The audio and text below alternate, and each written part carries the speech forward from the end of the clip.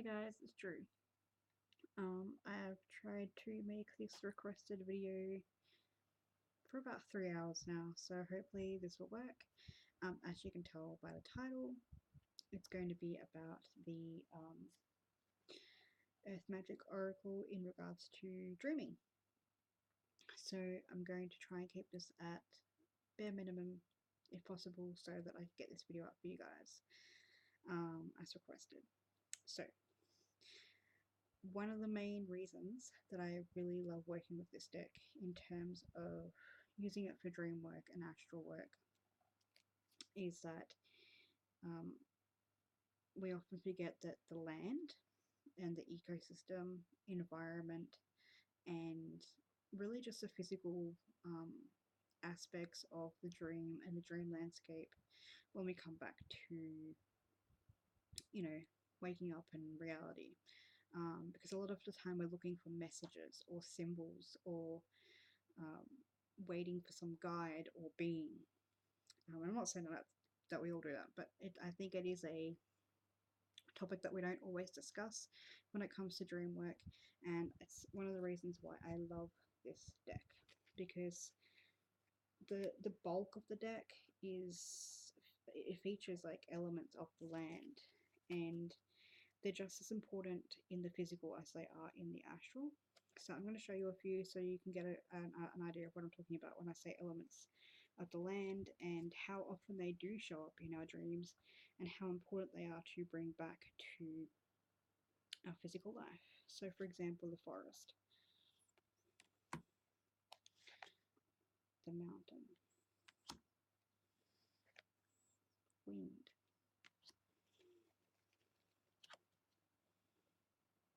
the Milky Way,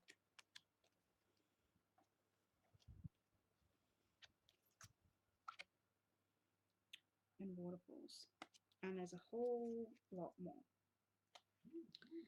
I want to talk very briefly about the tsunami because it has been playing a very strong aspect in my dreams since the start of this year, specifically like very recently, and oftentimes it does reflect the elements, and each of these represents a particular element. And I do like that there's a lot of diverse elemental energies and earth energies in this deck.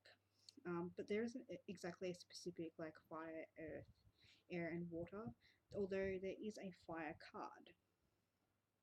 So when you're doing dream interpretation or implementation, even some path working, I do think this is a great deck to pick a card and see how the element and landscape actually plays out in your dream or has played out in your dream, and why is that important? Why did that show up?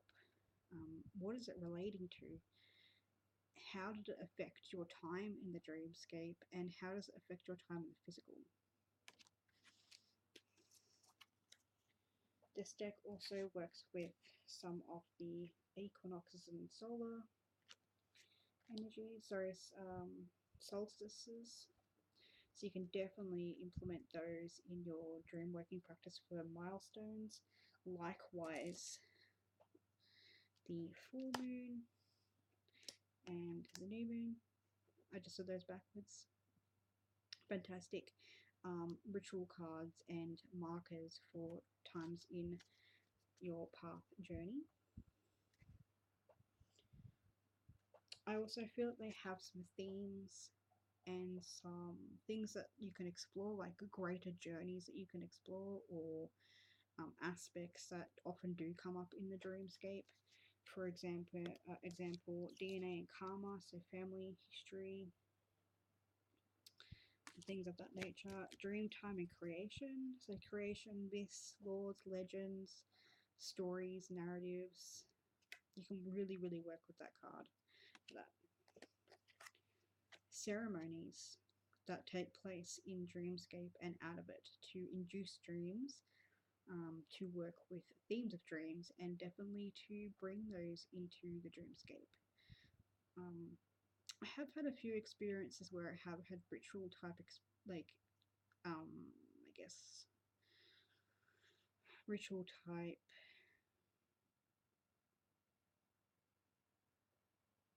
dreams, like, what am I trying to say? Experiences, I guess is the best word, where I have been performing a ritual in the dream, and it has turned into a more lucid dream, because I think it's definitely tied to the physical as well. But I'm just gonna like show you guys this card, and it won't show up.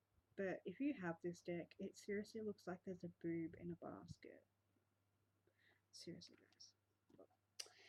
Of course, working with the green energy and Gaia and the masculine energy of the planet as well.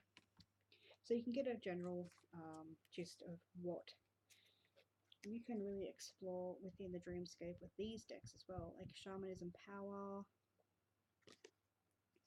childhood is a really big one, and it's a very important one when it comes to inner child work. And like I sort of explored in my other video, you can rewrite stories in your dreams, and those can really affect your astral realm, and they can also affect your physical realm as well. So if you have, say, a troubled childhood or an issue that you want to work out within healing that inner child work, using the landscapes presented in this deck and the themes, I mean, you could couple them with ancestral energy, you could couple them with love.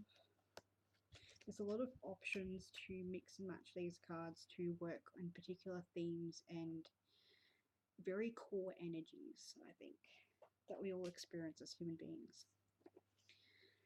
And lastly, I did break it up into animals just to show you that, I mean, I thought that there was a little bit more animal energy in here, but there's apparently only two.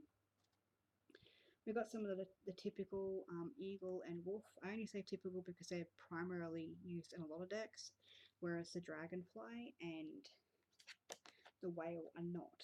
I've only seen the whale today, again, in the Connected and Free Oracle, which I'll show in another video. But I mean, if you're looking for animal energy, maybe not this deck wouldn't be best to be using. I am wondering though if it does cover the elements as well, because you've got the eagle being air, the whale being water.